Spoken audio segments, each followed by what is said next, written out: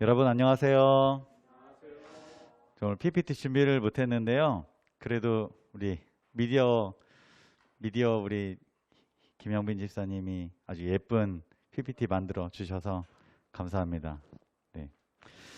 저는 이 시간 나를 만나주신 하나님이라는 제목으로 간증을 하려고 합니다. 더 메시지 후속편이라고 생각해 주시면 좋을 것 같습니다. 제가 얼마나 되는지 한번 그 시간을 체크해 봤는데 10분 정도 되더라고요. 짧은 순서라서 여러분들 좋아하시리라 생각하고 좀 더 집중해 주시면, 왜냐면 군더더기를 다 빼서 10분 만에 딱 그래서 집중해 주시면 감사하겠습니다. 감사하게도 하나님께서는 저의 삶에 많은 부분 역사해 주셨습니다.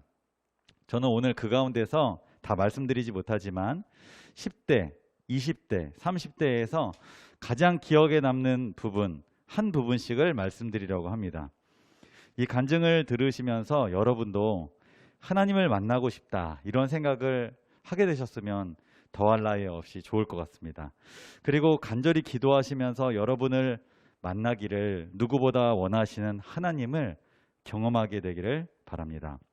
첫 번째는 꿈에 대해서 간증을 하겠습니다.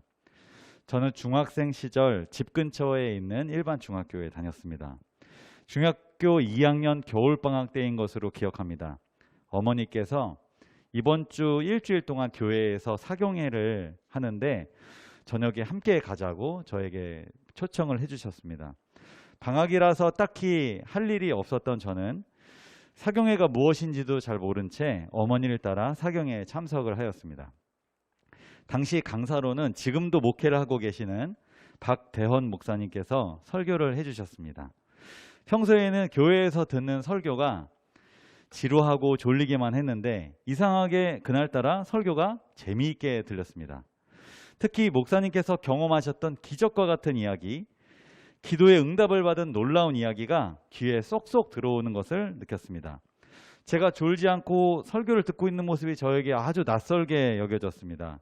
그런데 저뿐만 아니라 성도님들도 목사님의 설교에 공감하고 경청하셨던 모습이 제 눈에 아직도 기억이 이렇게 선합니다. 저는 성도님들의 감동받은 표정을 보면서 사람의 마음에 위로와 용기를 주는, 그리고 격려와 소망을 줄 수 있는 이 목사라는 이 직업이 정말 멋있다라는 생각을 하게 되었습니다. 그때부터 제 꿈은 목사가 되는 것이었습니다. 어떻게 생각해 보면 이 목사가 되려는 이 꿈이 단순한 어떤 충동 혹은 그냥 바람, 그냥 지나가는 어떤 그냥 느낌일 수도 있지 않을까 그런 생각을 해봅니다. 하지만 무엇인가 멋있다라는 생각, 그리고 하고 싶은 일이 생겼다는 것은 어떤 사람에게는 종종 있는 일이지만 어떤 사람에게는 아주 흔하지 않은 그런 아주 특별한 경험인 것 같습니다. 저에게는 그랬습니다. 딱히 집에서도 할 일도 없었던 저를 어머니께서 사경회로 이끄셨는데 그것은 주님의 이끄심이 아닌가 그런 생각을 해봅니다. 영적인 부분에 관심이 하나도 없었던 저를 박대원 목사님의 그 체험적인 이야기, 그리고 예화 이런 걸 통해서 제가 마음을 열 수 있도록 도와주신 것도 하나님의 이끄심이 아닌가 그런 생각을 해봅니다. 목사의 역할이 멋있다라는 생각을 넘어서 그 길을 가고 싶은 그런 구체적인 꿈을 갖게 된 것도 하나님이 저를 이끌어 주신 것 아닌가 그런 생각을 해봅니다. 저는 목사의 꿈을 갖고 이제 키우면서 중3을 지나 이제 고등학교를 어디를 가야 될까 고민을 하면서 목사가 되려면 한국삼육고등학교를 가야 되겠구나 그렇게 생각을 하고 제가 한국삼육고등학교를 진학하게 되었습니다. 뭐 선택권이 없었죠. 제가 서울에 살고 있었기 때문에 갈 수 있는 학교가 한국삼육고등학교밖에 없었고 저는 그때 하나도 몰라서 저는 삼육고등학교가 전국에 하나 있는 줄 알고 이제 가게 되었습니다.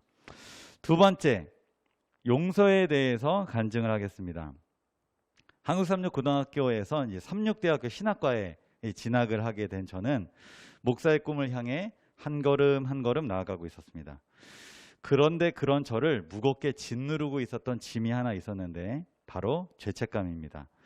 제가 한 사람의 마음에 큰 상처를 주었다는 생각이 저에게 깊은 죄책감을 가져다 주었습니다. 그런데 이 죄책감은 오히려 저를 외적인 신앙에 열심히 있게 하는 동인이 되었습니다. 아무도 설교 들을 때 아멘을 잘 안 하는데요. 저 혼자 크게 아멘 했습니다. 아무도 찬양을 할 때 손을 잘 안 드는데요. 저 혼자 손을 들고 두 손을 들고 찬양을 했습니다. 아무도 사람들이 있는 곳에서 기도를 잘 안 하는데요.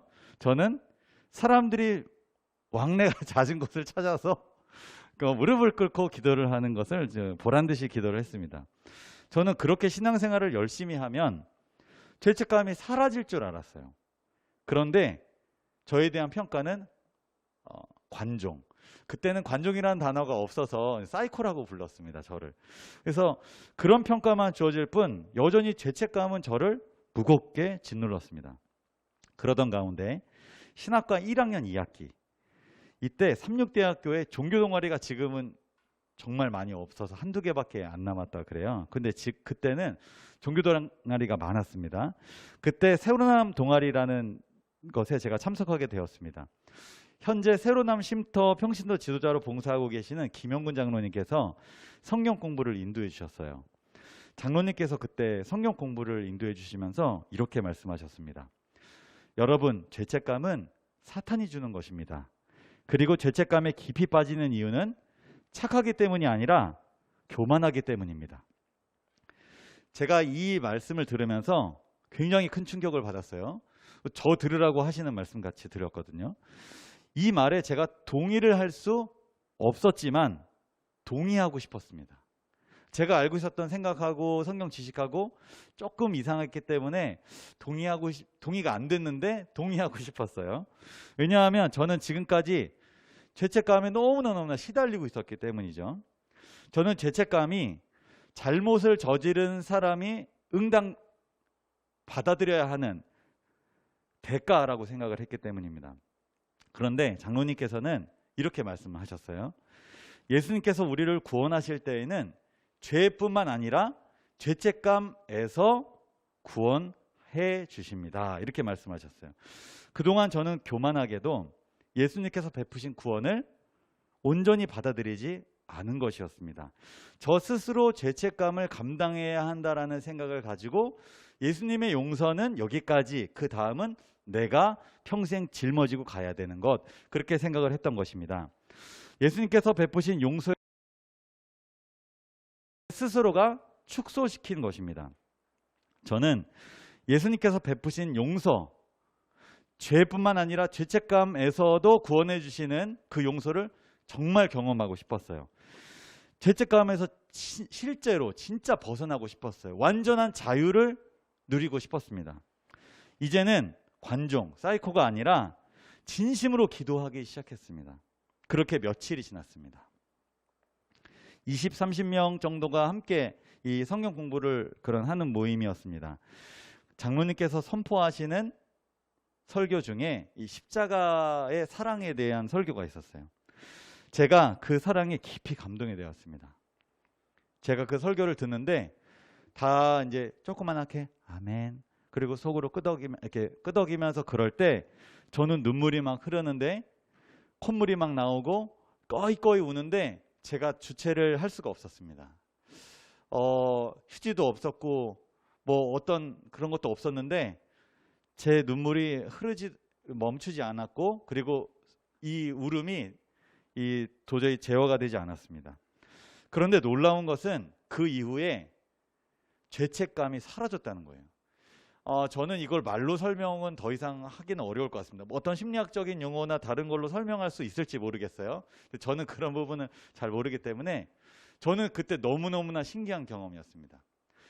제가 죄책감을 스스로 벗어버리려고 외적인 신앙에 열심히 했는데도 안 벗어졌고, 그리고 그것을 알려고 하나님 사랑을 알게 해달라고, 그 용서를 진짜 경험하게 해달라고 그렇게 매달렸는데도 어떠한 감동이 없다가 갑자기 예수님의 사랑이 내 마음속에 깊이 와닿더니 펑펑 울면서 나 같은 죄인을 위해서 돌아가신 예수님, 내가 너무나 부끄럽게 여겨졌고 그분의 사랑이 너무나 귀하게 여겨졌는데, 그때 그 경험 이후로 죄책감이 완전히 사라졌습니다.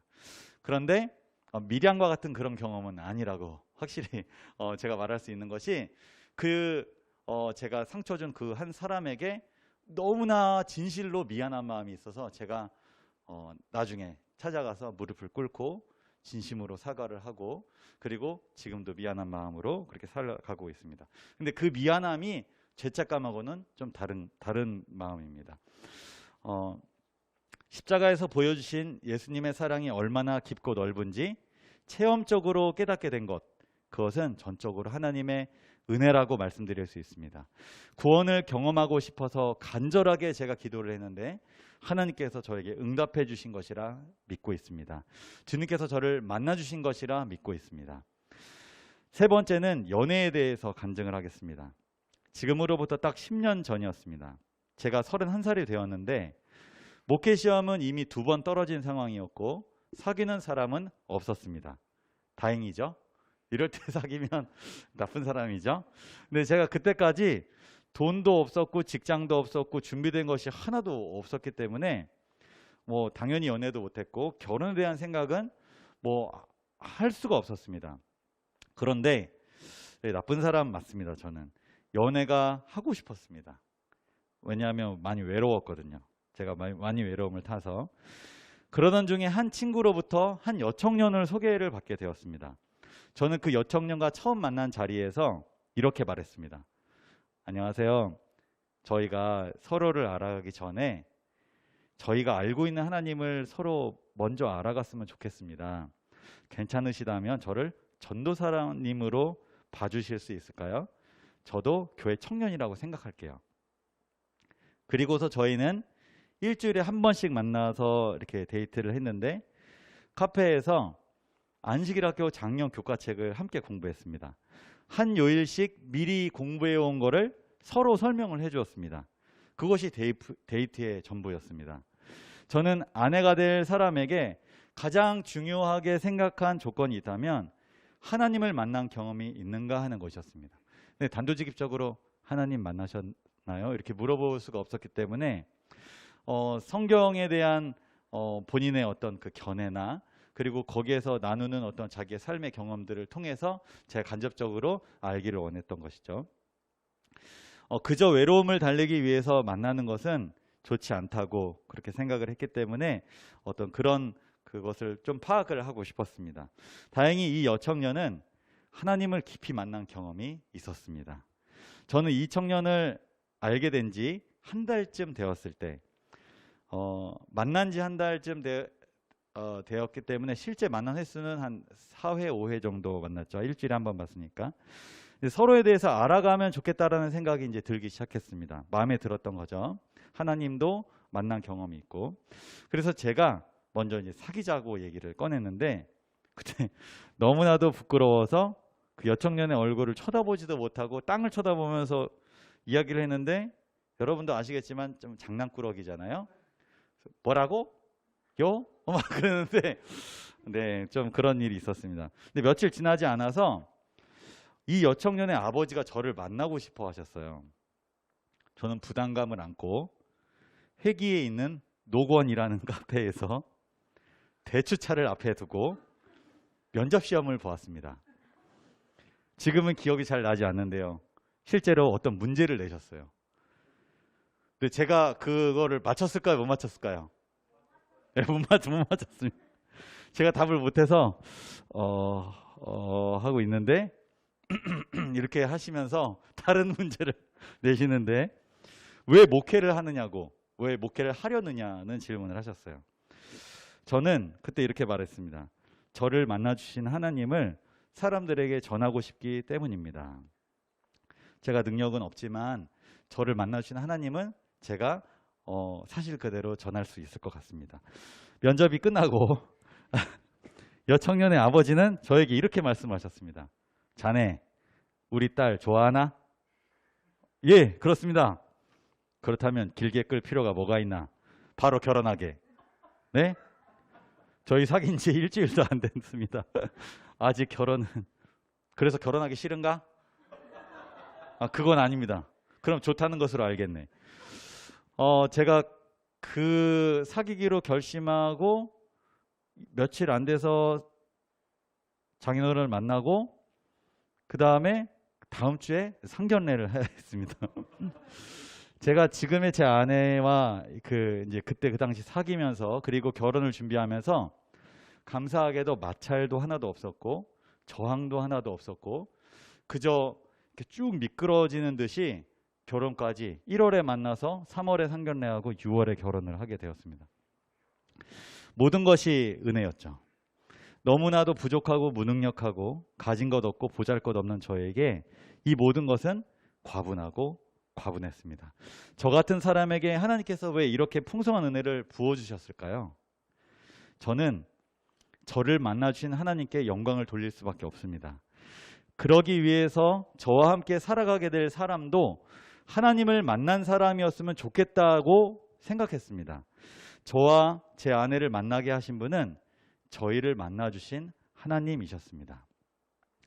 지금까지 제가 꿈, 용서, 그리고 연애에 대해서 간증을 하였는데요. 저 같은 사람에게 은혜를 베푸시고 만나주신 하나님께 영광을 돌립니다. 아무쪼록 이 간증을 통하여 여러분의 마음에 하나님에 대한 갈망이 생겼으면 좋겠습니다. 경청해 주셔서 감사합니다. 자, 기도하겠습니다. 하나님, 저를 만나주셔서 감사드립니다. 꿈을 주셔서 감사드립니다. 용서를 베풀어 주셔서 감사드립니다. 아내를 허락해 주셔서 감사드립니다. 모든 것이 주님의 은혜입니다. 저를 주님의 도구로 마음대로 사용하여 주옵소서.